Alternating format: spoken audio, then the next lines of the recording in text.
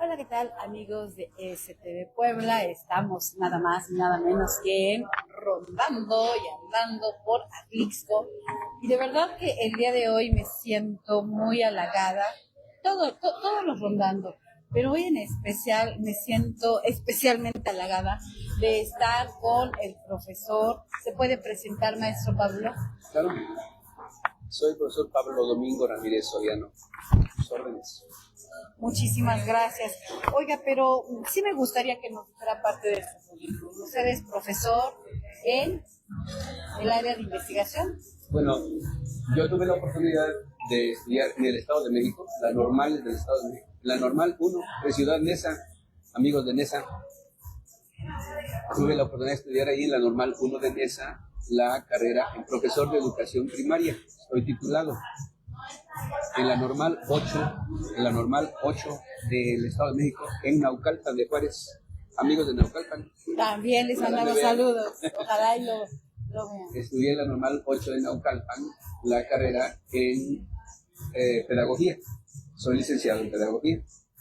Y tuve la oportunidad de estudiar una maestría entre México y Cuba.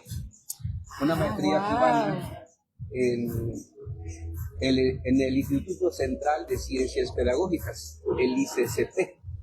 Estudié la maestría en investigación educativa. Es lo poco que he podido estudiar. Y de eso ya hace mucho tiempo, así que no me pregunte de eso porque ya se me olvidó. Maestro, ¿por qué le pregunto su currículum y sus estudios?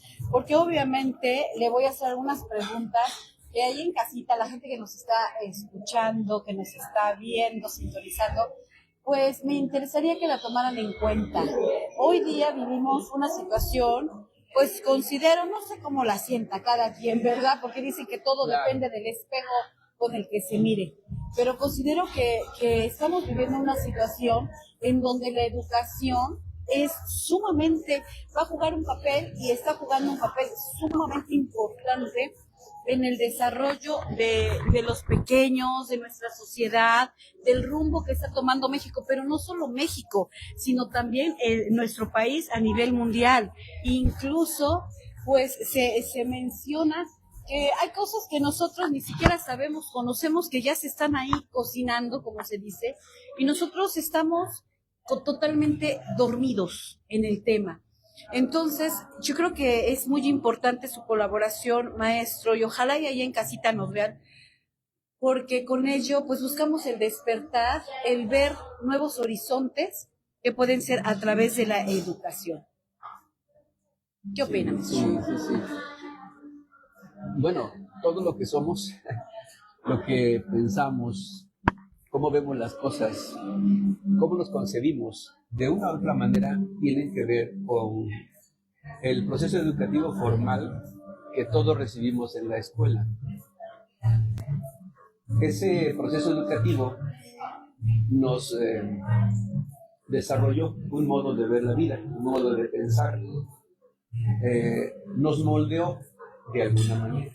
Entonces, pues sí, la educación es básica, es uno de los aspectos de lo que Marx, en su teoría sobre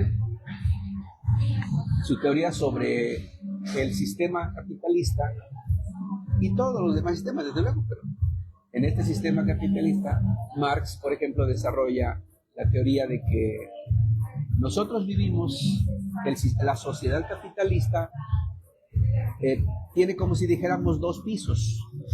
El piso fundamental o la parte de abajo, él le llamó la estructura de la sociedad, que es la parte que involucra todo lo económico, la producción, la riqueza, y claro, el trabajo. Y en el piso de arriba, digamos, está lo que le llamó la superestructura. Entonces hay estructura y superestructura. Superestructura. ¿La superestructura qué es? La superestructura involucra todo aquello que pensamos. La ideología, la política, por ejemplo, y entre ellos la educación.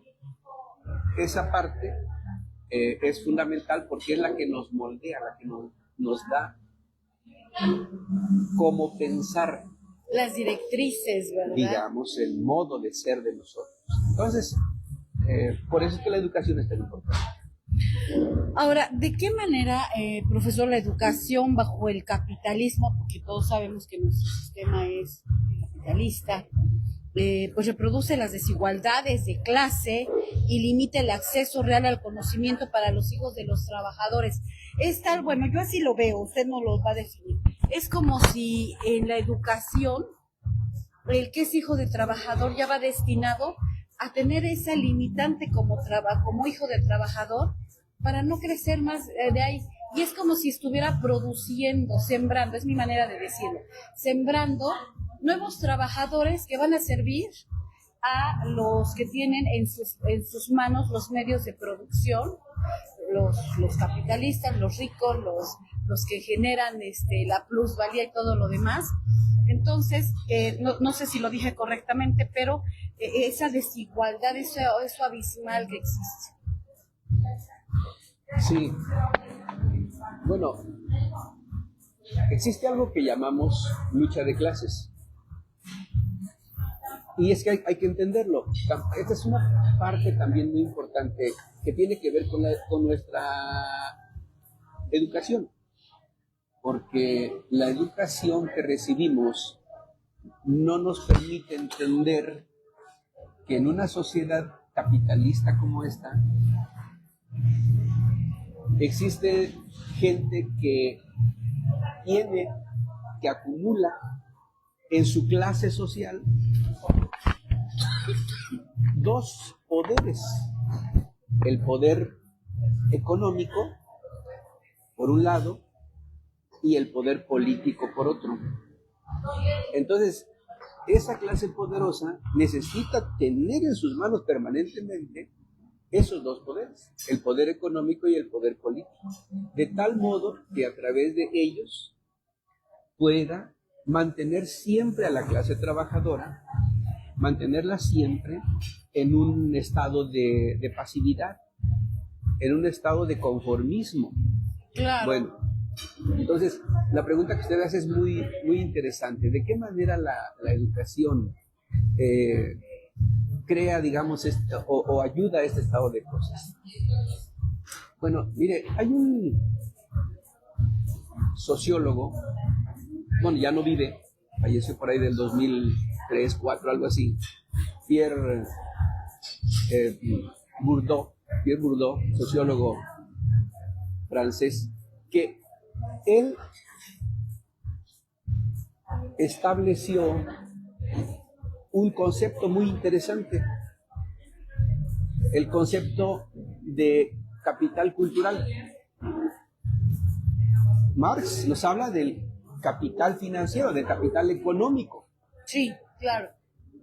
Y Pierre Bourdieu habla del capital cultural.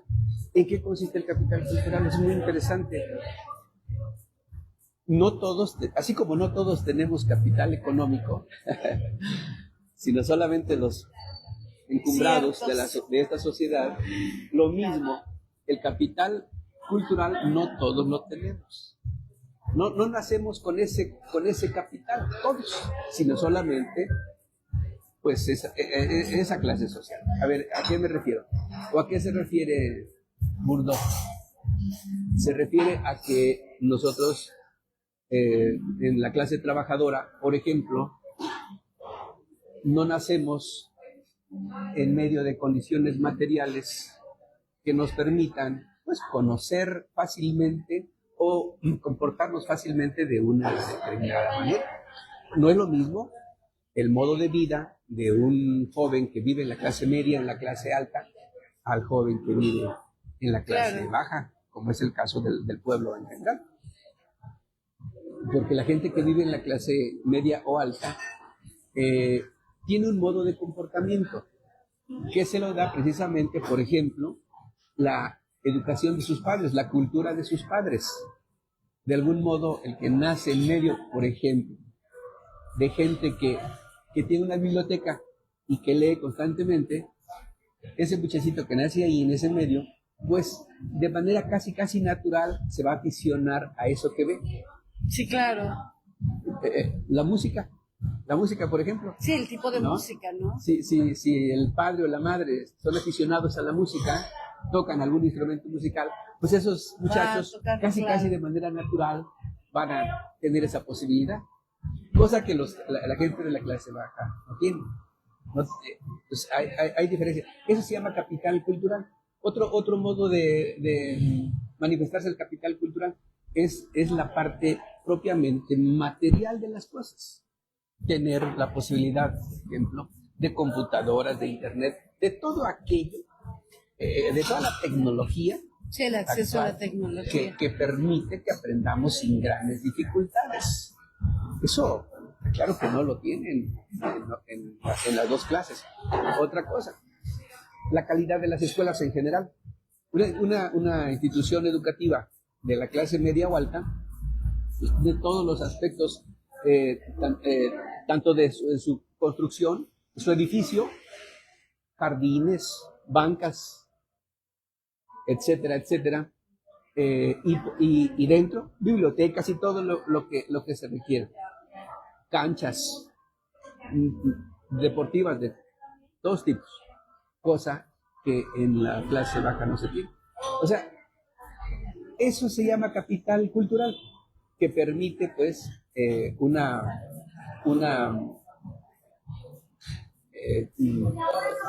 recepción educativa de otra manera. Entonces, ese capital cultural no se pasa a los de abajo, se queda ahí, de tal modo que por más que en la escuela pública se diga al de la clase trabajadora que puede aspirar a saltar su clase social, si las condiciones no son prácticamente imposible, porque las condiciones precisamente que da el capital cultural no lo permiten. Entonces la educación pública no permite, por las condiciones de clase, por el problema de que además así le conviene al sistema. Claro. De que la juventud de la clase baja ascienda a ese otro nivel. Eso no se permite. La otra parte de su pregunta, espero no extender mucho. No, está excelente. Es más, vamos a hacer parte 1 y parte 2.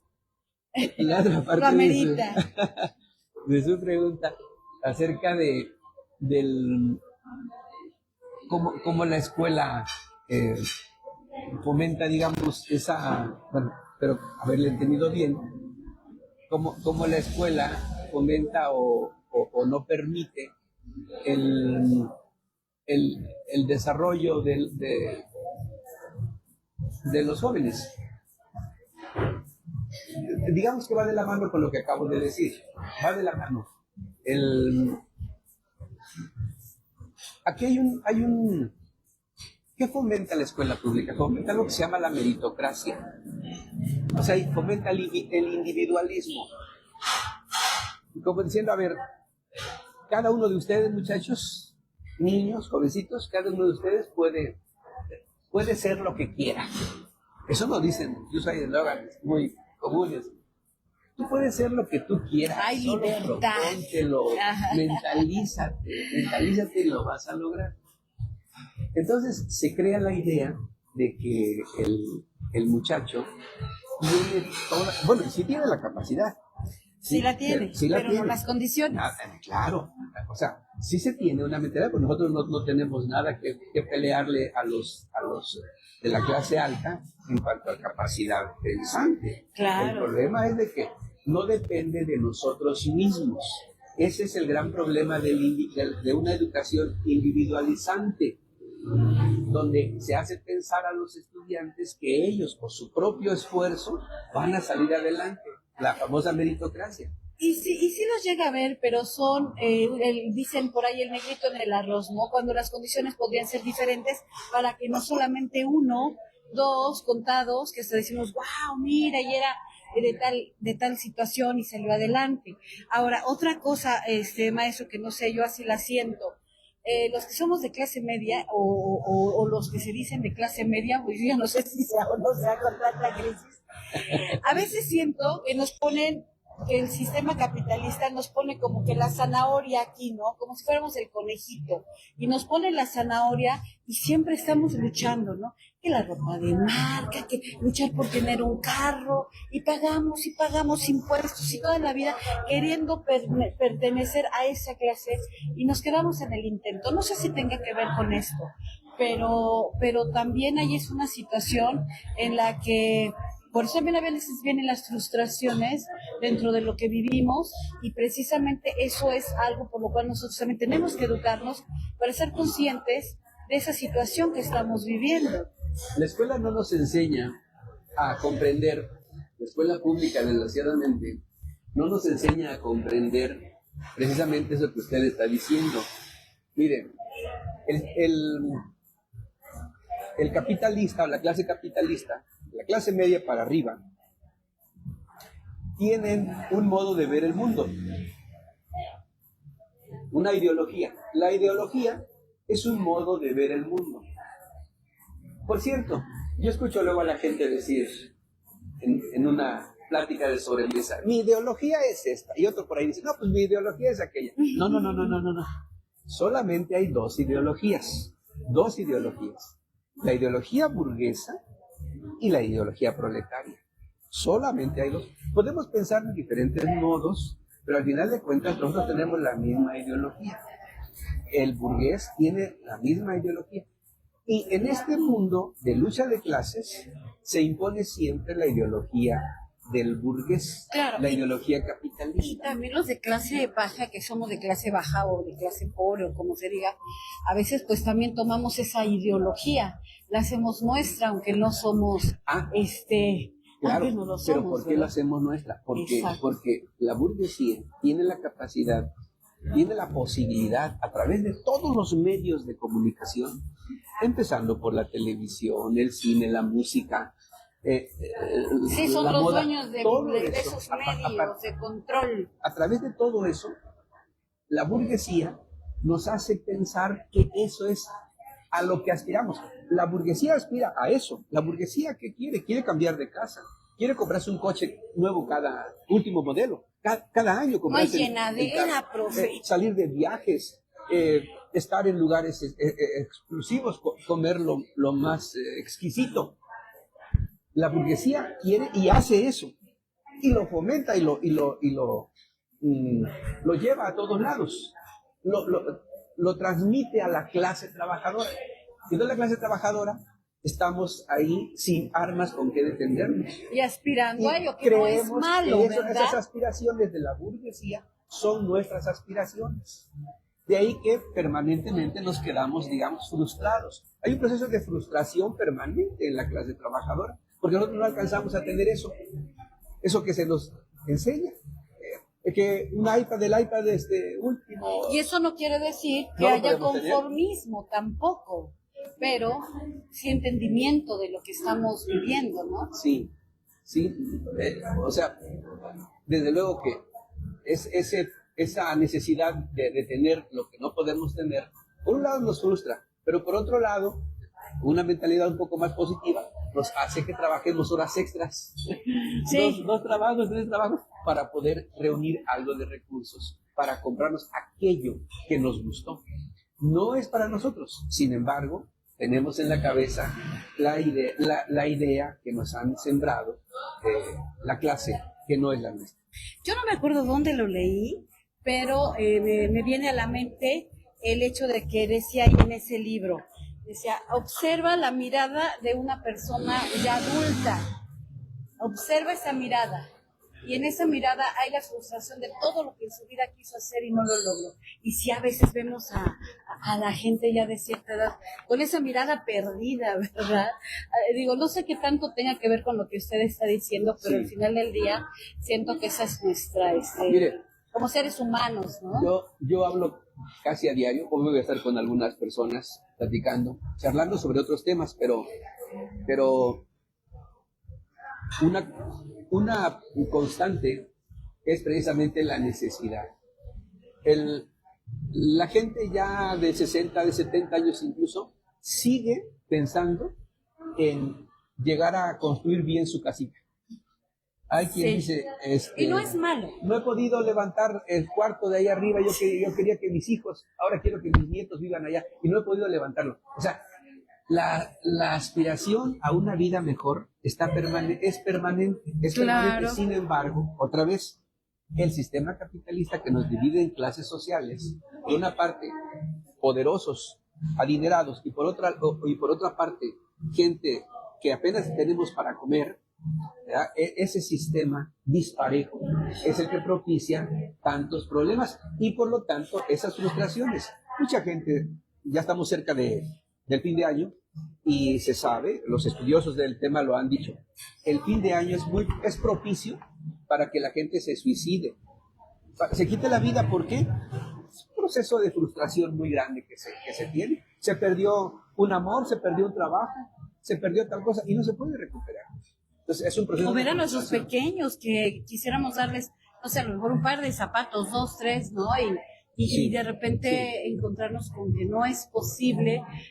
Y vamos, dejemos lo material. Una enfermedad que pueda tener alguno de nuestra familia y que por una cuestión económica sí, Sí, correcto. es duro. Es un problema muy grande.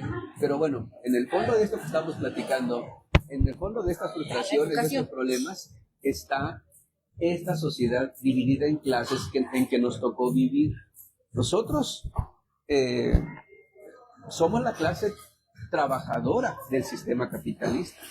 Y el sistema capitalista, por su misma esencia, es un sistema que absorbe la riqueza hacia allá, no la distribuye. O sea, nosotros aspiramos a una sociedad que distribuya la riqueza, no que la junte, que la ponga en un solo lugar, sino que la distribuya. O sea que aquí ya usted, maestro, nos está dando la esperanza de que las cosas pueden ser diferentes a través de la educación. Ahora, yo sé que nos podemos pasar con este tema. Sí. Yo apenas creo que estamos abriendo boca, como se dice. apenas estamos abriendo. Yo creo que nos podemos pasar acá todo el día, la noche, el otro día y llegamos hasta los 8 días. Maestro, lamentablemente pues ya tenemos que terminar. Esa es la parte 1. Sí. Me encantaría que hubiera 2, 3, 4, 5 y todas las demás. Estoy a sus órdenes. Gracias. Entonces me gustaría que de momento, les digo, es parte 1, nos diera usted ahorita una conclusión para cerrar el tema de hoy y ya les estaremos informando la parte 2, cuándo la vamos a tener, porque más que necesaria, es vital. Claro. Pues podríamos terminar diciendo así. En el sistema capitalista, la educación, más que un mecanismo de movilidad social, es un mecanismo de control social. Así es. No nos va a permitir esta educación en este sistema salir adelante. Nos va a condicionar siempre para que estemos siempre en este lugar. Como quien dice, pues todavía hay esclavitud, nada más que los grilletes son invisibles. Sí, que usted lo ha dicho muy correctamente. No ha terminado la etapa de la esclavitud. Somos esclavos. Fíjese, somos esclavos libres. Y ese libre es entrecomillado. Así es. Muy interesante, maestro. Le agradezco de verdad muchísimo esta entrevista. Y bueno, pues continuaremos con ellas para que siga usted platicando de este tema. Y ojalá ya en casita, pues yo sé que a lo mejor es más divertido ver algún otro tipo de contenido, pero ojalá y se dé a la tarea de dedicarnos un ratito y de analizar lo que les estamos diciendo, es parte de la educación, ¿no? Muy bien, ojalá que podamos seguir platicando otra vez. Claro que sí. Muchísimas gracias. Les recuerdo mi nombre, Marisela Jiménez, y estamos en Rondando y Hablando por Atlixco. Hasta la próxima. Próxima.